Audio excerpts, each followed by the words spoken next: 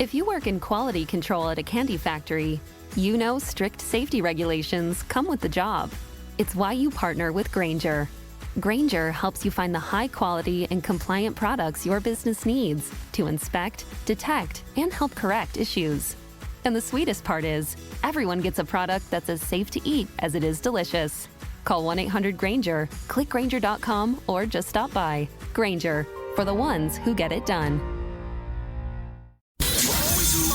Follow the money. That's what I always say. You always follow the money. Yeah. This is Follow the Money with Mitch Moss and Pauly Howard on VSiN. Here we go. It is Follow the Money on VSiN, the Sports Betting Network. Mitch Moss along with Pauly Howard, live downtown Las Vegas.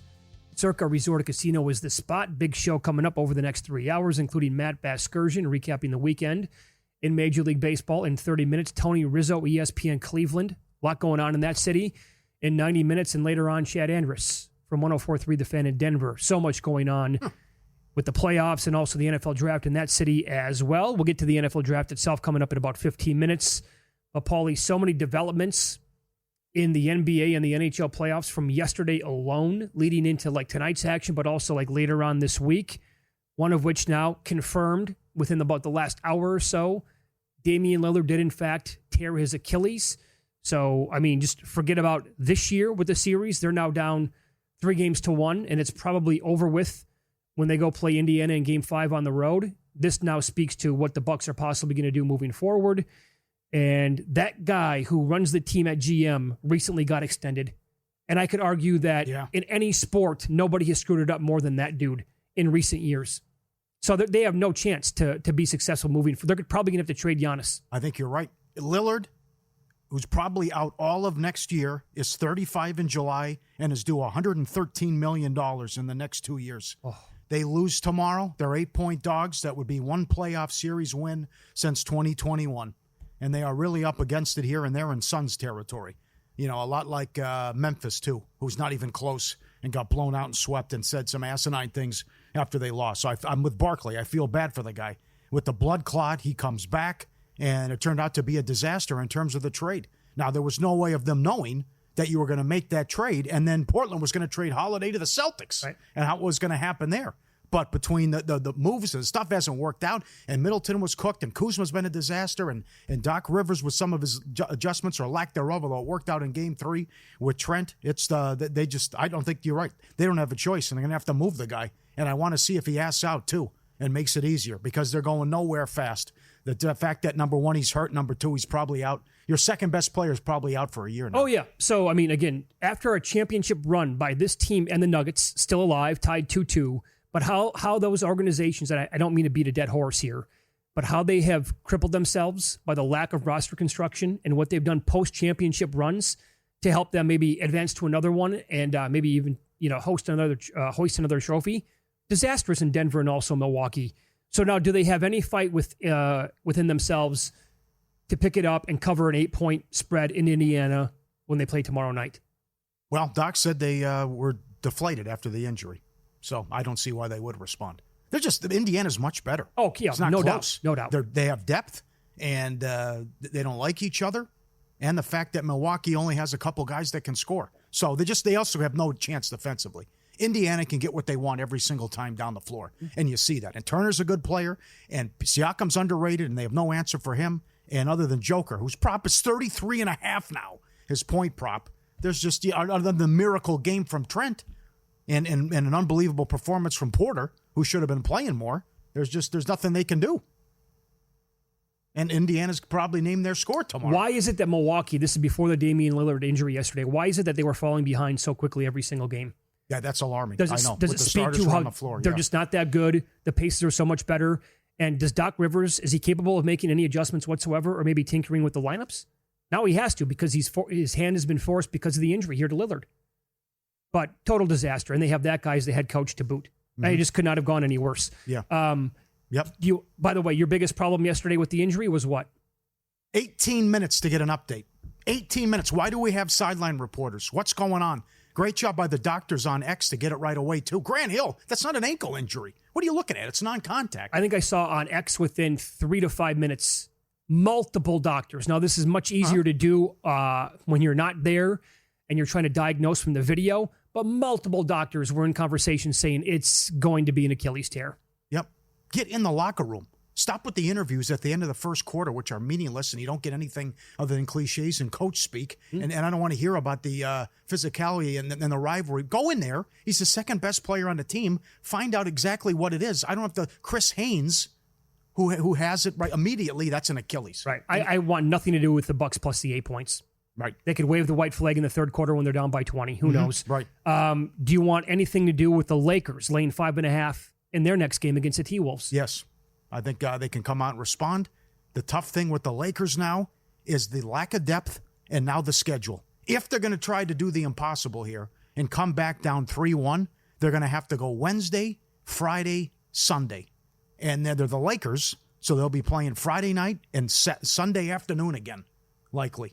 So that sounds like fun. So that's right. So you just had this and you treated it like a Game 7 and you didn't go to the bench, which was odd because you were coming off the Friday night game again, and Luka had what a time to get food poisoning. Oh my God. So he's throwing up all day Saturday, and he decided I'm going to ride these guys into the ground, and they blow the 10-point lead in the fourth quarter in the series. 105-69 Minnesota. Unbelievable. Well, so this is how bad it was with the depth for the Lakers last night. J.J. Redick's last lineup change came with 3:12 left in the second quarter.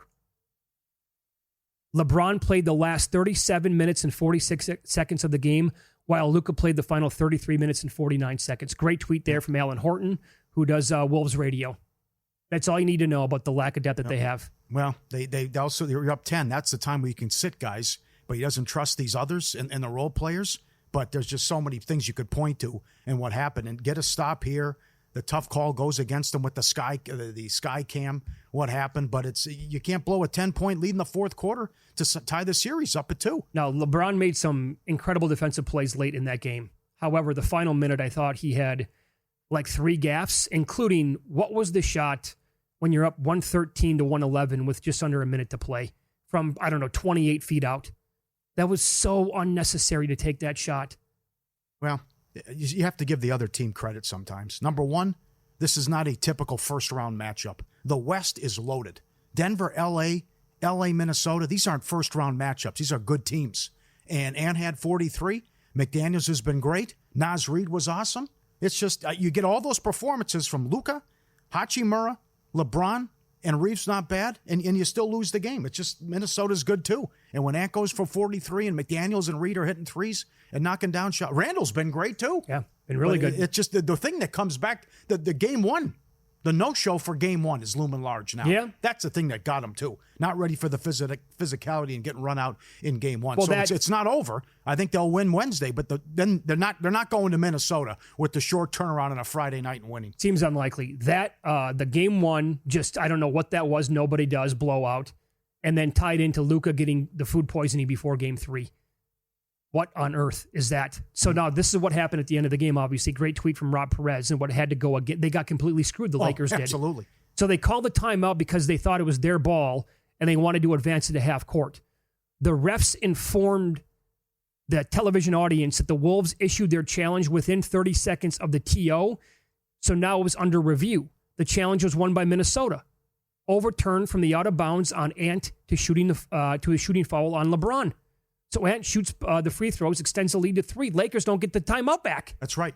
How dumb is that? This was put in place because of the Western Conference Finals last year when it happened with Dallas and Minnesota. Yeah. How odd is that? So, and then you can't turn the ball over there at half court again. Whether it was Luka not coming to the ball or a lazy pass from LeBron, you also can't turn it over prior to this situation. But that is just, you're right. We're going to get the ball, but if they don't call a timeout, they can win the game. Yes, they can. call a timeout, and Reeves got a great look, though, too. But then again, what are they going to have in overtime? If he makes that shot, it goes to overtime. They have nothing in the tank. So on the same day, right, and back-to-back games, this is a problem for the NBA, in my opinion. They break out the Hawkeye technology, and everybody's blown away like, wait a second here. You can actually use this to, go and check a play under review and then make your decision from there. Where has this been the whole time? Nobody even knew, like people who are in NBA media were like, I had no idea they could go to the Hawkeye replay system. Yeah. So you had that to determine what that thing completely flipped the end of that game, as we just told you about. And yet, in the early game of the day, clearly everybody watching knew that Josh Hart fouled Tim Hardaway Jr. on the three-point attempt. Pistons at home down by 1. Nope, they call nothing. That's the ball game. Knicks celebrate. And then moments later, the referees on the court, right after the game, admitted, yeah, you know what, we got that one wrong. How can you have that in a 3-hour window take place in your league? Yep. The Pistons got absolutely hit upside the head with a shovel yesterday, completely screwed. We're going to go at it, though. I'm glad they didn't call it. I'm glad it was a no call.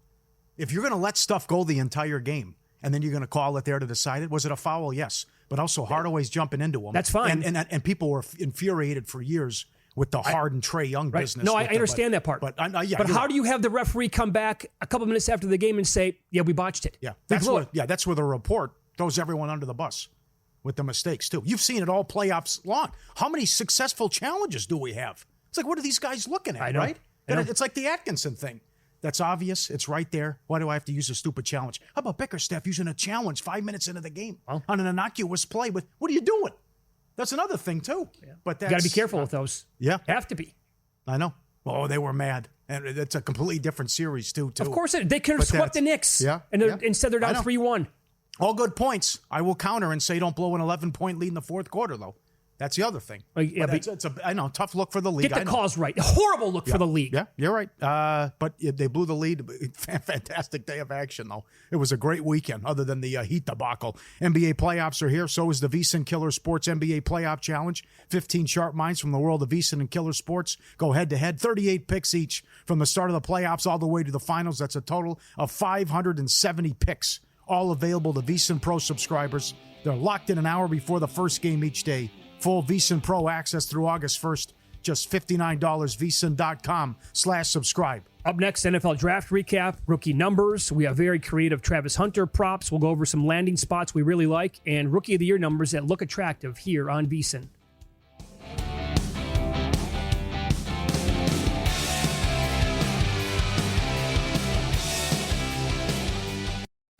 If you work in quality control at a candy factory, you know strict safety regulations come with the job.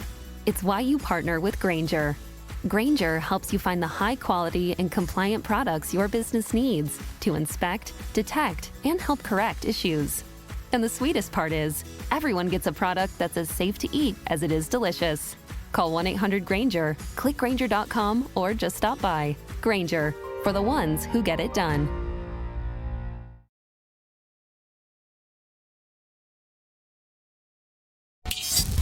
This is Follow the Money on VSiN. Tell you what, Pauly, tip of the cap to some of these sports books. They wasted absolutely zero time to post numbers for rookie of the year, offensively, defensively, and some season-long props. Like, this is after night one, and then after, obviously, day two, and then everything's up by Saturday afternoon, pretty much, after everybody had their landing spot, right? I'll give you an example. At FanDuel, and they put this up on Travis Hunter immediately, but they have, will he win either the offensive or defensive rookie of the year at plus 320. That's something that almost every book should put up. Mm-hmm. They also have... And the both. And they have that. It's 50 to 1. That's good. Yep. Will he win both? Mm-hmm. Also, we have like a bunch of props on who's going to be like starting these, maybe some offshore stuff, but who's going to get the week one starting gig, or how many starts will quarterbacks such as Shedeur Sanders, Dylan Gabriel, or Jackson Dart even make during their rookie season? Tony Rizzo coming up later in the show, ESPN Cleveland. It's an island of misfit toys. That is some quarterback room. It's unbelievable, that quarterback room. And then it's the owner obviously making the pick because he saw the look on the faces of the Cleveland staff. I can't wait to ask him that. It has to be, right? That's absolutely the owner's pick. The owner got involved. He's look at the look on their face. Yeah. Like their dog died. It's ridiculous. Over under 2.5 starts? No. Now, I was watching VSiN over the weekend, and Tim Murray had a guest on who says Pickett's not making the team. You can rule Pickett out, but ride with Flacco, the run they had a couple years, proven veteran, and then Gabriel, Sanders. Then it becomes a mess to me because Watson's not playing. But this is an all-time quarterback room. You're absolutely right. DK has that up, by the way. The week one starter or the quarterback to take the first snap for the Browns in week 1. Pickett's the short shot, plus 120. No, yeah. Well, that guy's in Cleveland. He says Pickett will be lucky to make the team. We'll ask Rizzo coming up. I can't believe Sanders is minus $2 to have a start. I didn't think he'd go drafted. And to go to the Browns was 30-1. So now it gets into the what do the fans say? Does the team struggle? Is he even the backup at that point? Does he beat out Gabriel? I don't know. Well, it's a wild story because the sports books, the fans, and the media all had it wrong. The NFL people said, not that good. I don't want the baggage. I don't want the Sanders family or whatever comes along with it. And then we'll get into some horror stories that we heard. And then you see the slippage. So Flacco's 3-1. That's the first number that I looked at on who's going to get the week 1 start for that team, right? I would say it's Flacco. Okay. Also, the team took Gabriel, and that was a team decision, not an owner decision, 2 rounds faster than Shedeur Sanders off the board. Well, how about Chuck going with that? That's in 26 years. You said it Friday. Then it's really bonkos if this guy, 26 years old, who had a horrible combine, got to get the dog in there. That was great with the celebration. Yeah. But that's for him to go that high is lunacy. It also tells me that the Browns team, though, they really like Gabriel to take him that high. So he could challenge a plus 650. But again, if it was the owner who came in and said, guys, come on, enough's enough. We're taking Shedeur Sanders 2 rounds after they took Dylan Gabriel. Does he force their hand and say this guy's starting week 1? Could it get that nuts in Cleveland? I will not rule anything out with this organization. I'm with you. You can't. It's a factory of sadness, and it's nuts what happened. The guy once listened to a homeless guy and goes, okay, Manziel's the pick. That's right. So anything's possible with the Brownies. So where was the media member that was completely piped in anywhere saying that this kid has, before the draft now, before Thursday night, where was the one media member who said, guys, I got to tell you, this is absolute nonsense. He's not going top 10. He's not going first round, and there's a good chance he's not going to go until Saturday. That's my intel. That's what I'm getting. Teams do not want anything to do with this kid. Where was that person? Absolutely. That person's not alive? Doesn't exist? No, that person does exist, and if he didn't retire, he would have it today, and that's Peter King. Peter King retired, but I always look forward to Monday Morning Quarterback. He would have had the laundry list and the rundown of all the reasons why these teams passed on him and the horror stories. Like Rick Neuheisel said that during one meeting, Sanders took a FaceTime call. And it's a job interview. Yes, it is. And he took a FaceTime call while it was going on. He stayed on it. Right. And the horror stories just kept coming out over the weekend. And I was told also he called the Giants. So all this stuff is believable now, where he's supposed to go top 10, top 5, and then the guy was lucky to get drafted. Yeah. Other than that, I think they had a pretty good in terms of skilled position players. They get Junkins and Sampson at running back. Now, they're not going to rule out bringing Nick Chubb back and playing him, I guess, a little bit from a report that I was reading earlier today. And this was a big price. FanDuel had this. Which player would get drafted first? Travion Henderson, who went off as the odds-on favorite to go 33rd overall on Friday night. Or Junkins. I think Henderson was minus 4,000. How about that? In that neighborhood, just to go ahead of him. Yeah. But I also think that the one guy I wanted to look at for Rookie of the Year, now this was pending, right, with the landing spot, was the guy they took at tight end, Fannin, the kid who set all those records last year at Bowling Green, who's awesome. Some people gave him an A-plus draft. He's 150-1, by the way. But I don't know who, I mean, there could be a rotating door. Quarterback. Yeah. And tight end has never won the Offensive Rookie of the Year. So that's another thing to look at. How about the Bears loading up for Caleb Williams now? To get Burden and Loveland. And they also added Monagai, the Rutgers running back, who was really, really good in college. Yep. No excuses now. 0. He's got Johnson. He has all these weapons. Has to look the part. Has to be in the playoff mix. How good? So as good as that division was last year, if J.J. McCarthy is healthy for the Vikings this year, yes, is this division going to be even better or more competitive? Yeah. I think there's a path where it could be. That's right. I had it too. Right church, wrong pew. Miami went quarterback. Oh, yeah. Took Ewers. Yeah.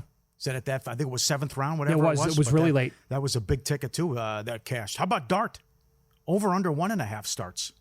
Well, you figure they're going to have a bad year, but that's kind of interesting where the coach and the GM are on the hot seat, but they can prove that we're going to have this organization in the right direction because we were high on this guy and we're going to develop him. But then when does he get in?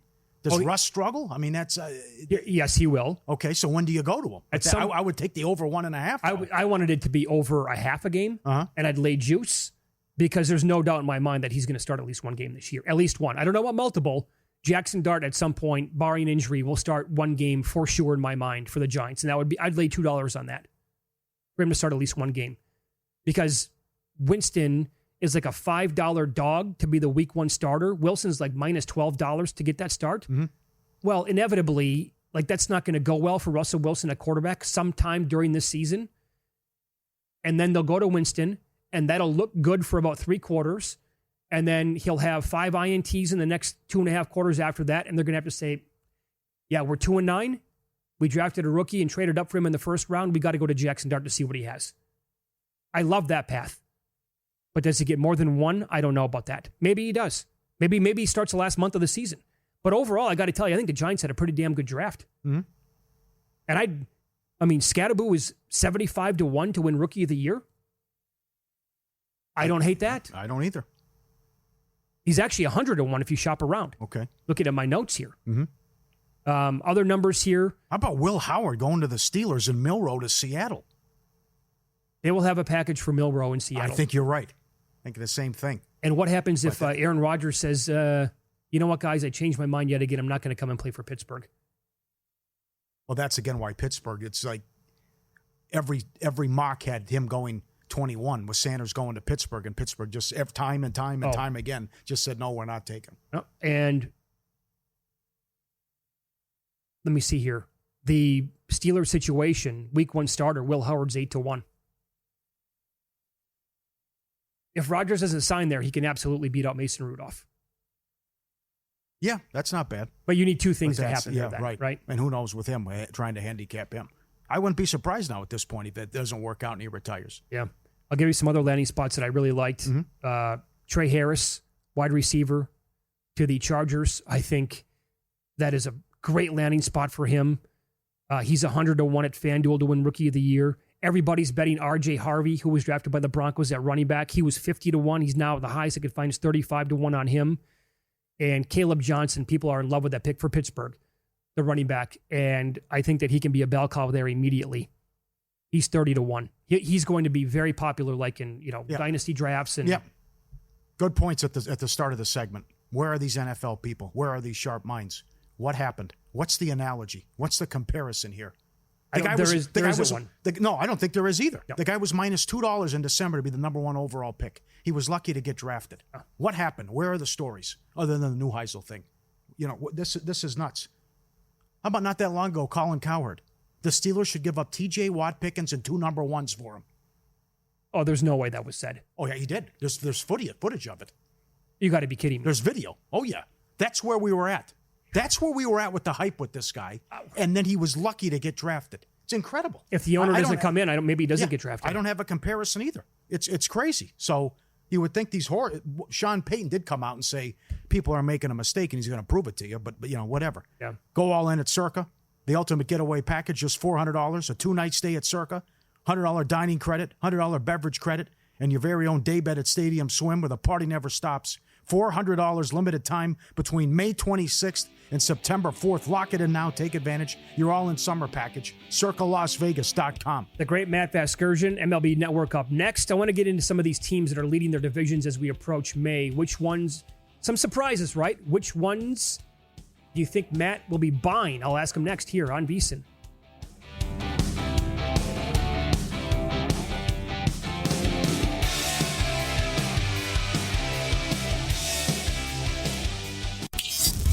This is Follow the Money on VSiN.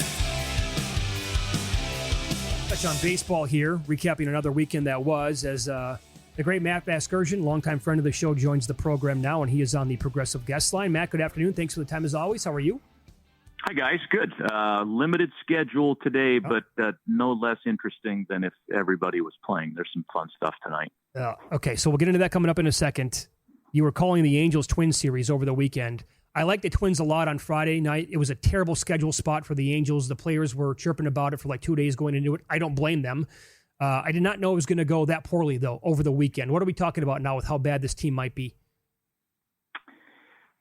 Well, I mean, the strikeout thing has to get fixed. And defensively, they're not perfect because they're playing a lot of people in new spots. But when you strike out 26 times over 2 games, as they did Saturday and Sunday, it's more than just, somebody learning how to play center field. And the Twins can pitch a little bit, and Joe Ryan's good. Joe Ryan has killed them for years now. But, there are some things that need to change. I was really surprised that they lost on Saturday the way they did. They just haven't hit. And I thought Yusei Kikuchi was all set up to beat them because the Twins are terrible against left-handed pitching. And it, goes to show you can do your handicap. You can think you know what's going on. You can be on it. And then something weird happens, like the 3 automatic ball calls that Kikuchi was levied with for not engaging the hitter on Saturday, and he couldn't finish 3 innings. It was the weirdest thing I've ever seen.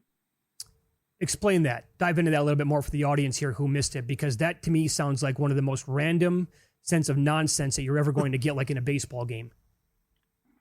Yeah, it was random.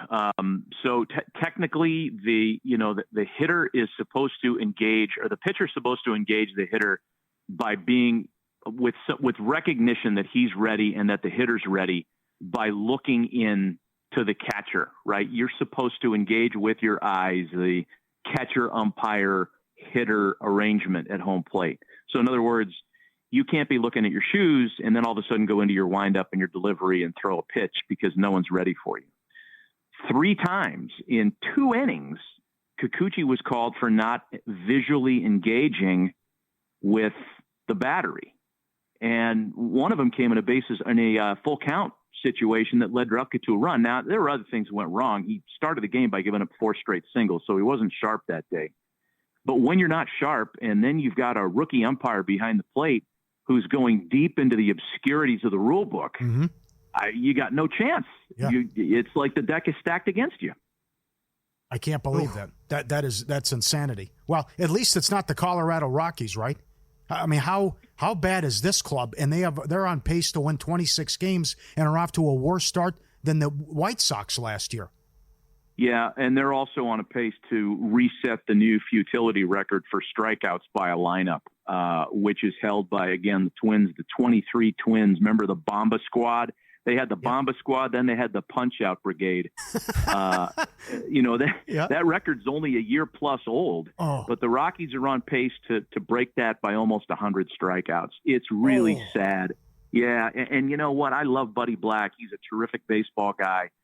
It's a talent issue. They spent a ton of money on an outfielder / first baseman who isn't going to play, and he's got a degenerative back problem now. Talking about Chris Bryant, and there are all kinds of problems. They can't pitch. It's sad. I mean, some of those scores coming out of there are really, it's hard to watch. Absolutely. You don't want to watch anybody get their brains beat in like that. When Freeland and Marquez start, they're a combined 0-9. That's just 2 guys right there. And the Braves, all their issues on the road are $1.75 tonight. What do you make of the Dodgers series now? Huge favorites tonight with me. 13 different pitchers have been hurt for the Dodgers, and it's Cabrera for the Marlins. And the last time he faced L.A. was the Ohtani 6-for-6 game. Yeah, 6 for 6 with 10 RBIs. How we doing? Yeah, I forgot about that. 3 home runs, I think. Yeah. Yeah, so that's a big part of the narrative there today. And you could play your Ohtani over 1.5 total bases at -110 if you're so inclined. I don't hate that. But the guy that I'm watching in that series is Andy Pages. I mean, what he did over the weekend against the Pirates, including Skeens. He had 2 doubles against Skeens on Friday, 3 for 3 Friday, 3 for 4 Saturday, 4 for 5 with a homer yesterday, including a homer against a right-handed pitcher. Last year, he had terrible splits. He was terrible against right-handed pitching. And by the second half of the season, they just weren't playing him against righties. He didn't play against righties at all in the postseason. This year, he's turning into kind of a matchup-proof guy. So he's got a total base prop today of 0.5. It's juicy at -140. But, Cabrera's we're not talking about Corbin Burns here. And he started out the season on the IL. I don't think he's even stretched out yet because he's only thrown 14 innings in 3 starts. So I love Pages tonight if I'm going to circle a guy in that Dodger game. Any thoughts on May and how he's been so far? Yeah, he's been interesting. He had kind of a clunker last time around against a Cubs lineup that is just red hot right now. He's had 2 home starts, and he struck out 6 against Atlanta, 7 against Colorado. And the Colorado stuff, throw it out because they're just such a punch and miss team. And Atlanta was not playing well at the time he faced him last. So I think May's strikeout prop is 4.5. I think that's pretty reasonable given it's the Marlins. You'd have to lay a really big number if you like the Dodgers to win on the money line. Maybe the way to do it is just to play May strikeout prop. Pa has over 0.5 total base. Okay, very good. I love the creativity here. It's Follow the Money on VSiN, the Sports Betting Network. Our guest, Matt Vasgersian, MLB Network. What are your thoughts and observations on the A's 28 games into the season? They're exactly at 500, 14-14 overall. 3 games under 500 at home in Sacramento, 3 games over 500 on the road, and they're playing on the road against the Rangers. Yeah, I think big picture, I don't see a reason why the A's couldn't be considered one of the teams that could be playoff viable in a really weakened American League this year. More interesting than this series, they got 4 at the Rangers, as you said, is what's happening in that new ballpark. We're all kind of trying to figure out what this place is. And as a AAA park, and I think we talked about this on Follow the Money not too long ago, the fact that at AAA it played as a fair, if not pitcher-skewed facility. But I went through the lines and the boxes because I thought I sensed a trend, and I don't know, maybe I'm onto something, maybe I'm not. There have been 9 night games at that ballpark. Almost 70% of the runs in the night games have been scored in innings 1 through 5. And the number would be even higher if you remove this one clunky game where the lousy White Sox bullpen, threw a gas can onto itself and imploded. Without that, it'd be closer to 80%. So I don't know if it's a weather pattern thing. I don't know if it's the way the sun sets, the hitter-friendlier conditions, but most of the scoreboard activity seems to be innings 1 through 5. I mean, they're averaging 9+ runs a game there total, almost 10 runs a game total. And again, so much of the damage has come early. That's kind of a rub to look for when you're playing, totals in that series. Excellent. In those series. Excellent. Panic time. The Baltimore Orioles have the 3rd worst record in baseball. Yes, it is, because you can't possibly win by expecting your lineup to score 7 to 8 runs a night. And that's what's happening there. They are pitching thin. And I think they're going to be challenged this week and tonight in particular against the Yankees. There are a couple things there that are interesting tonight too, because Ben Rice has been a completely different guy. And not to get too far off your topic, Pauly, but when you look at,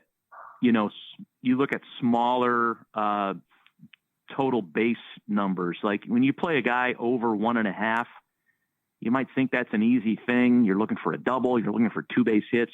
It's not so hard to come by, or not so easy to come by. But if Ben Rice at 0.5 at 0.5 a total base has a kind of a juicy matchup, which he does tonight, and I'll tell you why I like it too, because his numbers this year against right-handed four-seamers are unbelievable. He's a completely different hitter. So for a guy like that, I think a lot of the lines and props are being written based on his last year's body of work. By the end of the season, you're not going to get him at 0.5 on a total base prop. His expected slugging against right-handed fastballs this year is over 800. He's got an OPS over 1,000 against right-handers in general. He's interesting to me tonight, and I think back to your original question, I'd be really worried if I was the Orioles. Oh, that is phenomenal stuff right there. I'm shopping for Ben Rice stuff as we speak. That's the great Matt Vasgersian, MLB Network. Could talk to you for 2 hours every time that you come on, man. Thank you so much for the time. That was great as always. Good talking to you guys. Thanks, Matt. Be good. There you go. Matt Vasgersian called games for the Angels this weekend, and also MLB Network on top of it as well. So did not get to the which team is he buying right now leading their divisions. I wanted to throw the Tigers, the Giants, and the Mets at him. I think the easy team to buy would be the Mets, obviously. They're leading right now the Nationals 2-0 as they play in the bottom of the second. You buying the Tigers and or the Giants? Yes. Yeah. And the race for most wins in April is awesome. How good this is. I think the Tigers are going to find themselves in the American League Championship Series this year. Could be. Skubal is he's good enough to, my God. I think he was untouchable again. Best home start since the 84 team, I think.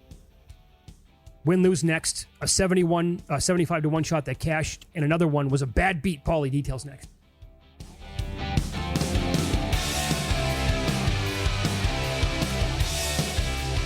If your job at a healthcare facility includes disinfecting against viruses, you know prevention is the best medicine. And maintaining healthy spaces starts with a healthy cleaning routine. Grainger's world-class supply chain helps ensure you have the quality products you need when you need them. From disinfectants and cleaning supplies to personal protective equipment, so you can help deliver a clean bill of health. Call 1-800-GRAINGER, click Grainger.com, or just stop by. Grainger, for the ones who get it done.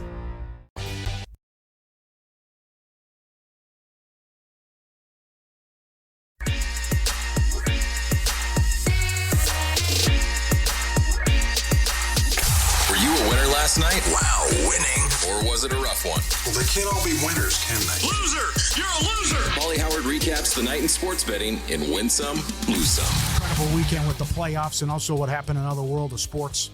Friday, home teams 6-0 in the playoffs. NBA and NHL. Bucks, Pacers. You've got to look at these daily leaders every single day. The stuff that's cashing is nuts. Gary Trent, most threes, 7-1. Most points, 75-1. It's a dead heat with Giannis, though, so it gets knocked down. But he had his all-time performance, what he did in Game 3. LeBron, most threes Friday, 20-1. Most points, 5-1. You get those two games from LeBron, you get what Hachimura did in Game 4, and you still go 0-2. Well, because they have there's nobody past like their fifth best player.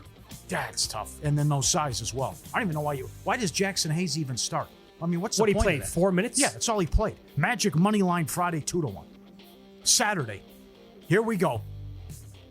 Daily leaders again. It was a blowout, and I had several, because a lot of people, all of us were on the over. Several people reached out and said, this is ridiculous. The Heat quit in the second quarter. Oh, they did. Most points, Allen, 55-1, and Bam, 7-1, dead Heat. Most threes, Bam, 70-1, Strus plus 650. Most assists, Ty Jerome, 50-1. This is the same game. This kind of stuff can happen when you get a blowout and backups are in and the starters are just going through the motions. See, I like looking at long shots in these markets. Bam at 70. He took 7 threes. I don't think I would have considered that. Yeah. Bam at like 100 or more. I'm like, okay, maybe, but 7. Yeah. Oh, my Lord. It's like 40 tonight. Yeah. And then Hero wasn't taking any. I don't know what that was. The under 215 down to 211.5. I don't know how you handicap that game tonight. I'm lost for that game. You're right. Nuggets, Clippers. Porter, most threes, 17-1. Powell, 4. Dead Heat. Nuggets plus 220. A buzzer beater at DraftKings was 30-1. It was the first game-winning buzzer-beating dunk in playoff history. What are the odds Joker shoots the air ball? Warriors, Rockets, most threes, Buddy Hield, 75-1. Oh, come on. Dead Heat with Curry. Hasn't been playing, yeah. Knicks, Pistons, most threes, Cat, 14-1. Bucks, Pacers, Porter, 22-1. Avalanche to win by shot. Hold on, one thing. How does Doc Rivers watch the games? Yeah, why wasn't Porter playing? How has he not played more this year? I know. Goes back to when you had him on a prop and he sat most of the fourth quarter. Yeah, that's right. He's in love with the Prince and playing these other guys. I know. Avalanche to win by a shutout, 7-1. First goal, Vegas, Theodore, 30-1. Kachuk, 12-1. 11 of the last 13 playoff games have gone over in the NHL. And the Blues have won 14 in a row at home. Well, how they got there yesterday, I'm sure you have more on that coming up. That was insane. It's an all-time series with Edmonton and LA, too. Wrexham. What a life for Ryan Reynolds. Although Blake Lively appears to be, he has his hands full in any event. Movie star buys Wrexham for $2 million. First team in English football history, which goes back to 1888, to achieve 3 consecutive promotions, top 5 divisions. Back-to-back-to-back promotions. They are now in the championship, one level under the Premier League, and that's their goal. And I would say anything's possible with Wrexham and what they've done. Championship, Norwich draw plus 360 against Middlesbrough. Plymouth plus 350. Oxford United plus 250. Accrington plus 550. Shrewsbury Town plus 450. FA Cup, Crystal Palace plus 230. They beat Aston Villa. Will someone hit 4 home runs in a game? 8-1 cash. Already happened. How about will someone hit 4 home runs in a game and his team will lose? But that's another one. How do you lose that game? Come on. What Suarez did. Incredible. Sanders to the Browns, 30-1 at DraftKings. UFC. Edwards knockout in the win in round 1, 11-1. Wellmaker round 1, 6-1. Guambaya knockout 7-1, round 2, 11-1. Schnell by decision 8-1. Brown in round 2, 10-1. Subscribe, be part of the team. VSiN.com, our radio and podcast friends. You always want to see these tweets and videos at Pauly Does Vegas on Instagram. Send it in, we'll put you on. Vegas Matt. He gets a ton of views on Instagram and TikTok. He's playing Ultimate X $10 play. He's dealt 4 to the Royal with all the multipliers. He gets, here we go, we're going to go fast. Oh, no. What do you, can you see it? Several 12s. Bam, 1 for 4 times. There's the 12 right there. Mitch, that's 60 grand. He got 2 of them. 4 to the Royal dealt, Ultimate X 10 play, 4 times and 12 Fully times. loaded with multipliers. He's got a 4 and he's got a 12. The 12's 48,000. The 4 times is 12 grand. He won over 60,000. Oh. You can follow him. I wouldn't mind tucking him, getting him in studio. I can't believe how many views the guy gets. Oh, I can. Some of the videos, though, are just, I'm going to play a hand of Baccarat or sure. blackjack, whatever. But he'll like fire on the slot machine for $1,000 a pull. Yes. Let's see where this takes us. That's true. Yep. 60,000. Oh, he got 2 of them. Well, he was dealt the Royal on 10 play about a month ago. I don't know how, God knows what that paid. Lose some. Rockets Warriors over. 202.5 to 205.5. Houston cannot score. Thunder 12.5 up to 15.5. Lucky to win the game. The Pistons have lost 9 in a row at home in the playoffs. Ties a record. And the LA Kings, after being 41-2 when they score 3+ goals, lost back-to-back games scoring 3+ goals. How'd they not win the game yesterday? Hiller was a big reason why, too. Horrible coaching. Always keep your head on a swivel, right? Couple lose some videos. Don't leave that steak up there or food on the counter with the dog. You're pointing, hey, I had the steak up here. Where did it go? What happened? I was preparing my meal.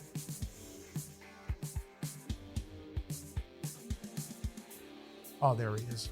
He's hiding. He's hiding with the steak in his mouth under the table. He's got the package, but he's not going to find him. Just eat it, buddy. At least he didn't eat it and go through it. No, at this point, just eat it. I Go can't ahead. believe it. He knew he did something wrong. He grabbed the whole package of the steak, and he got caught red-handed. This is like this one. The owner pretends to fall asleep with a sandwich in his hand on the chair. And the dog is like, is he out? Oh, look at that. He's got the sandwich, and he's holding it.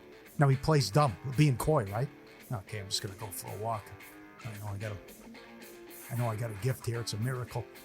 So I don't want to make any sudden movements, and he comes over. Let me take a little nibble. Coming in, a little bite. Takes a little piece. Why didn't you just grab the whole thing, right? I think he's trying to, but the owner's still tugging at it a little bit. Then he comes in here again, trying to get some. Then the owner wakes up and stares at him. But what's wrong with you? Come on. Pretends to fall asleep with the sandwich in his hand. Oh, that's good. And just the look on his face when he realizes it was a game and the owner caught him red-handed. Oh, that was good. Take the whole thing, though, buddy. Bad beats. Pippen. Most rebounds. 75-1. He fouled out early. He finished 1 short. Hartenstein got him 12-11. West Ham, Premier League, led in the 89th minute and lost. And the Kings and under. Up 3-1 in the third period. Up 3-2 with 28 seconds left. Edmonton ties it and they win it in overtime on the power play. Well, there's another horrific beat from yesterday, too. The Canadians and Capitals going over 6.5. That's another one, I know. Oh, mamma mia. 1-1, 3 minutes left, right? Or 2-1, 3 minutes left? Capitals had one. They scored four goals, and a bunch of them came late in the third period. Empty net. Yep. Whether you're placing your first bet or you're playing the ponies for years, the Kentucky Derby betting guide with VSiN has everything you need to get ahead on Derby Day. Breakdown on how to bet horse racing, great for beginners. Previews of both the Derby and Kentucky Oaks. Chris Massaro in studio Thursday. He's great on the Oaks and horse racing. Top racing experts chime in. It drops April 30th. It's worth it with the VSiN Pro subscription. $9.99 start today. Get your first 30 days with the Derby Guide. Every best bet, every host, every guest in the betting splits. VSiN.com/subscribe. Get it now. Ben Rice, unfortunately, not in the starting lineup tonight. Starting lineup for the Yankees. So I went to go get to see the best number and scratched. Not going to be in there. Great breakdown from Matt Vasgersian earlier. So this was, by the way, to go back to the Bucks trade for Damian Lillard. Yeah.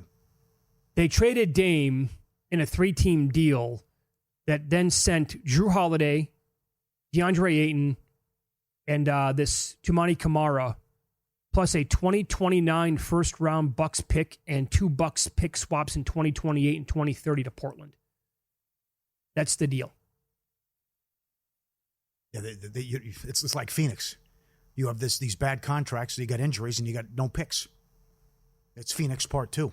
I don't know what I don't think of that pick till 2031. It's ridiculous. Remember at the time I thought that trading Holiday and not Middleton, who was Middleton was a key cog in that team winning the championship. I understand that. He was unreliable because of the injuries. Right. And Holiday was had nothing left either. Yeah, right. He was done. He was cooked. So they're going to bring what I think if they try to run it back with this same roster. But Brooke Lopez is now like a favorite to go to the Lakers next year. That's the other thing. Why? What if the Lakers didn't flunk the kid from Charlotte on a physical? I know. Remember they came out and said, "I'm fine. What's wrong with you?" Right. What if they had that kid, Williams? That would have made a difference. Oh, here's another thing too. People are pointing out. You know what? The Lakers with 8. Forget the trade for a second here. Go back to what they were like. Okay. The Lakers would have matched up better with this T-Wolves team, with Anthony Davis. But also, my retort to that would be, hold on a second here. Everybody was saying before the series that Luka was going to be a major problem for him. That's true. But well, I mean, Luka had 38, whatever. Problem was, no, I know. What do you have? 2 assists and 1 rebound. Yeah, or whatever but they have nobody down low to put up. But that's you made the trade for the future though too. He's 25 years old. You're set up for the next 10 years. All right, props in the NBA, NHL, and MLB. I'm going to have to pivot on who's going to grab the rebound tonight in the Rockets-Warriors game. I'll tell you why next here on VSiN.